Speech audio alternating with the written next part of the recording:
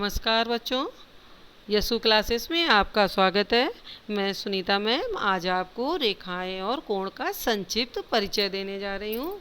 बच्चों, रेखाएं और कोण तो आप बहुत ही बचपन से पढ़ते आए हैं, लेकिन यहाँ मैं एक आपको छोटा सा परिचय देकर इसको समझाना चाहती हूँ।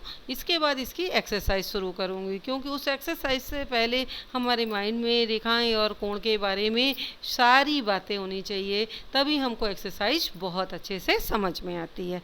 तो देखिए, रेखा क्या है, बहुत ही ईजी, बहुत ही आसान भाषा में मैंने आपको समझाया है कि एक ऐसी लकीर जो दोनों दिशाओं में अनंत तक बढ़ती है उसे क्या कहते हैं, रेखा। और उसको हम देखिए कुछ इस तरह से इसके ऊपर ऐसे दोनों तरफ एरो लगा के दिखाते हैं, यानी वो इधर से भी बढ़ सकती है और इधर से भी बढ़ सकती है। देखिए, मैंने यहाँ खींच कर भी आपको दिखाई है। ठीक, इसके बाद में हम लोग आते हैं रेखा खंड। क्या होता है रेखा खंड? नाम से ही पता है कि रेखा का एक खंड, यानी रेखा का एक भाग। हम 5 सेंटीमीटर की एक रेखा मैंने ले ली है, इसका मतलब इसके दोनों एंड पॉइंट हैं, इसको हम दोनों तरफ से बढ़ा नहीं सकते। यानी वह एक रेखा का वह भाग जो जिसके अंत बिंदुओं रेखाखंड कहलाता है। इसको पता है बच्चों, इस तरह से ए बी दोनों तरफ हमने कहीं एरो नहीं लगाया, इसका मतलब क्या हुआ कि इसको हम दोनों तरफ से नहीं बढ़ा सकते हैं। किरण, इसका एक अंत बिंदु देखिए होता है और एक तरफ एरो से हम इसको आगे बढ़ा सकते हैं, और इसको देखिए हम इस तरह से शो करते हैं, ए बी के ऊपर एक तीर लगाकर। ओके बच्चों, अब आते हैं समरेख बिंदु में। देखिए, समरेख नाम से विदित है, समरेख माने एक ही रेखा में, एक ही रेखा में 3 या 3 से अधिक बिंदुओं उन्हें क्या बोलते हैं, समरेख बिंदु। ओके बच्चों, जैसे यहाँ ए बी सी तीनों एक ही रेखा पे हमने शो करें। असमरेख, जब एक ही रेखा में 3 या 3 से अधिक बिंदु ना हो उन्हें क्या बोलते हैं, असमरेख। देखिए, ये एक ही रेखा पे नहीं है। चलिए, कोण आप लोग बहुत अच्छे से बचपन से समझते आए हैं। जब दो कोण एक ही बिंदु से, जब दो किरणें एक ही बिंदु से प्रारंभ होती हैं तो एक कोण बनता है। देखिए, एक किरण ये है, एक किरण ये है, तो ये देखिए ये क्या बन गया, कोण। और ये इसकी भुजाएं हैं और ये इसका, ये जो है इसका ये शीर्ष है। ओके बच्चों, तो देखिए कोण बनाने वाली दोनों किरणें भुजाएं कहलाती हैं, और उभयनिष्ठ अंक जो अंत बिंदु होता है वो क्या कहलाता है, शीर्ष कहलाता है। देखिए बच्चों, मैंने यहाँ पे चित्र बनाया हुआ है, ये चित्र देखिए, यहाँ पे ये दोनों भुजाएं हैं, ये इसका कॉमन पॉइंट है, तो ये शीर्ष कहलाएगा और ये क्या कहलाएगा, कोण कहलाएगा। अब कोण के प्रकार आप लोग को मालूम ही है। न्यून कोण, देखिए बच्चों, न्यून कोण, न्यून कोण क्या होता है, 0 डिग्री से अधिक और 90 डिग्री से कम होता है, जिसकी नाप उसे क्या बोलते हैं, न्यून कोण। देखिए, ये क्या कहलाएगा, मेरा न्यून कोण, ये क्या हो गया, न्यून कोण।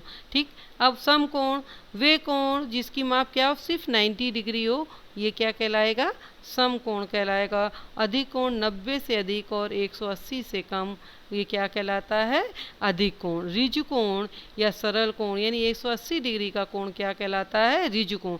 प्रतिवर्ती कोण या बृहत कोण 180 से अधिक और 360 से कम हमारा क्या कहलाता है, प्रतिवर्ती या बृहत कोण। अब देखिए बच्चों, यहाँ मैंने चित्र भी बना दिया आपका, ये 0 से अधिक है और 90 से कम है, क्या हो गया, न्यून कोण। ये 90 डिग्री का है तो ये क्या हो गया, समकोण।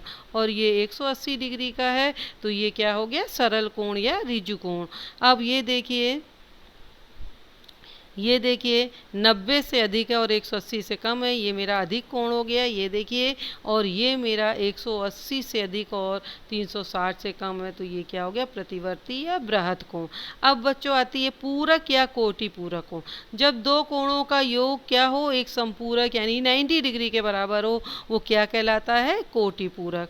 और संपूरक क्या होता है, जब दो कोणों का मान या दो कोणों का योग 180 डिग्री हो तो वो क्या कहलाता है, संपूरक कोण।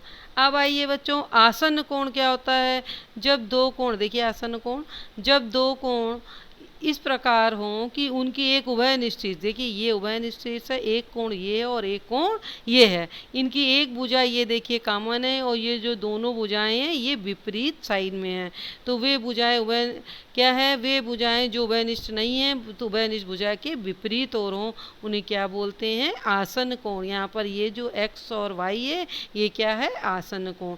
चलिए, रैखिक कोण क्या होते हैं, जब दो आसन्न कोणों का योग, रैखिक कोण या रैखिक युग्म तो वे क्या कहलाते हैं? दो आसन कोण रैखिक युग्म बनाते हैं, यानी इन दोनों का योग क्या होगा? 180 अंश। तो ऐसे कोण को क्या बोलते हैं? रैखिक कोण कह लेते हैं। यहाँ पर एक्स और वाई क्या हो गए? रैखिक कोण हो गए। अब आते हैं हम लोग शीर्षाभिमुख कोण। जब दो रेखाएं एक दूसरे को प्रतिच्छेद करती हैं तो वो क्या कहलाते हैं? वो दोनों जो शीर्षाभिमुख के वो दो युग्म बनते हैं, ये आपस में बराबर होते हैं। जस्ट लाइक जैसे P और Q आपस में बराबर होंगे, ठीक उसी तरह से X और Y आपस में बराबर होंगे।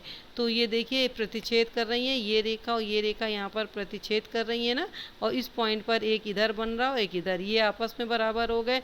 और उसी तरह से ये X और Y आपस में बराबर हो गए।